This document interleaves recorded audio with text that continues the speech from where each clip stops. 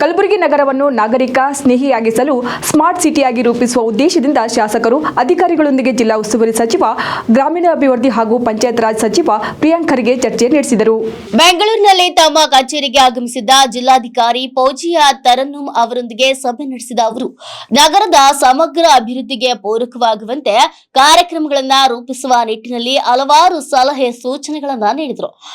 Video ಸಂವಾದದಲ್ಲಿ ಶಾಸಕರಾದ ಅಲ್ಲಮಪ್ರಭು ಪಾಟೀಲ್ ಹಾಗೂ ಖನಿಜಾ ಫಾತಿಮಾ ಹಾಗೂ ಕಲಬುರಗಿ ನಗರ ಪಾಲಿಕೆಯ ಆಯುಕ್ತರು, ನಗರ ಯೋಜನಾ ಸಂಸ್ಥೆಯಾದ IIHS ಪ್ರತಿನಿಧಿಗಳು ಭಾಗವಹಿಸಿದ್ರು.